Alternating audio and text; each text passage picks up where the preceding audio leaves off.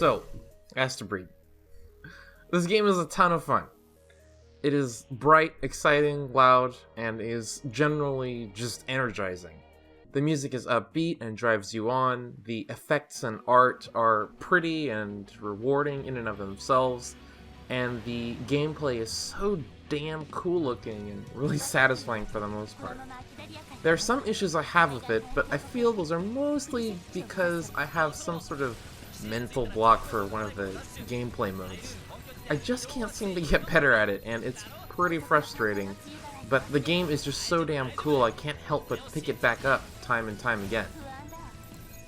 The game itself is a shoot 'em up, or shmup, game like R-Type or Ikuruga.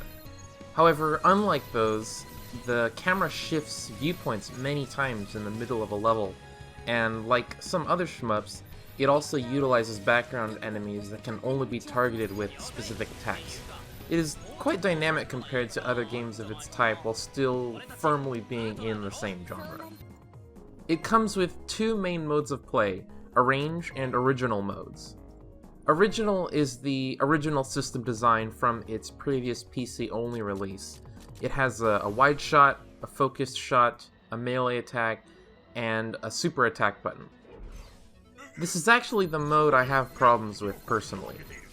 The controls are simple and therefore easy to learn, but the limited controls also limits your ability to do certain types of maneuvers. When you hold either shot button down, you activate one of two types of lock-on radicals. One in a wide radius around you, and one in a single focus direction that aims either toward the nearest enemy or the direction you held while activating it. When you activate one of these, your movement slows down and you can't fire your normal shots. This mechanism and the inability to change the focused lock-on direction can be limiting in ways that the Arrange mode is not. Melee attack can be held with a direction press to get a momentarily invincible dash attack, and the super attack has three different forms depending on the enemies you do or do not have locked on and how. In Arrange mode, you have a single shot button, a melee attack, a dash attack, a super attack, and both lock-ons are bound to the right analog stick. Directional lock-on works by tilting the stick in any direction and can be freely aimed with it, and wide lock-on works by pressing R3 in. Notice how basically all functions are separate now.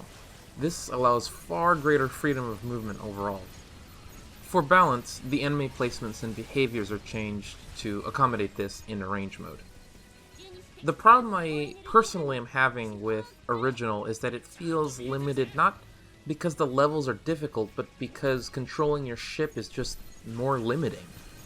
The freedom of Arrange mode really helps bring all of the positives of this game out, which are its upbeat music, fast pace, and beautiful art and effects. After playing Arrange for a long time, Original simply feels stiff to me.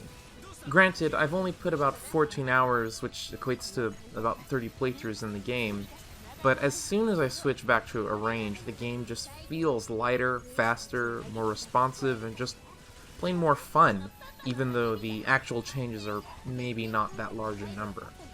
All that said, the game is good regardless of which mode you play in, and certainly some people may prefer Original because it feels like it needs more finesse, is more challenging, or for whatever other reason. The attack effects from both the player ship and the enemies are, as you would hope and expect from this type of game, beautiful, but your own ship is even cooler beyond most of the rest in the genre. Having a melee attack, a shot, lock-on attacks, and three different super attacks puts the player's ship in the upper tiers as far as attack variety goes in shmups, and is certainly among the best looking.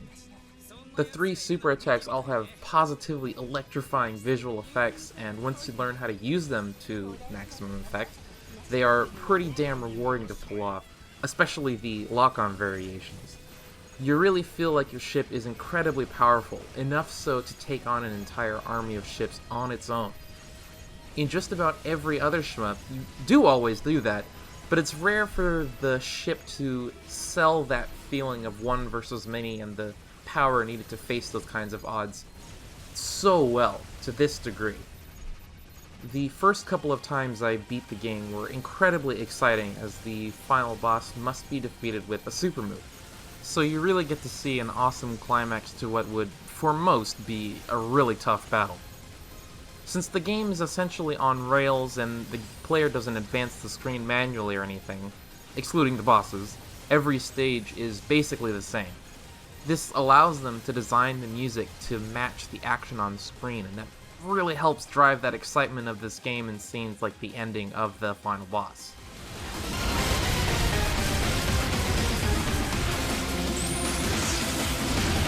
Additionally, because of the intermittent viewpoint changing, it actually has very nice pacing. Of course, the genre being what it is almost constant action, but it actually changes up the types of situations, enemies, and background settings at a really good rate. It feels very comfortably paced for this type of game. Still intense, but with just enough breaks to take a breath and take in the awesome background art. There is a story in the game, though since the voice work is in Japanese, it can be quite hard to follow in the action, especially when you're still getting used to playing the game itself. It's not even close to the most rewarding part of the game, but it does help sell the setting and excitement, so I can still like it as it is. For the most hardcore of shmup fans, it may not quite be challenging enough, but if you still haven't tried it yet, there is room for some high-level play. For shmup fans who appreciate the non-gameplay aspects as equally as the gameplay itself, hardcore or not, I think there is a ton of enjoyment to be had in this explosive sensory experience and is well worth picking up.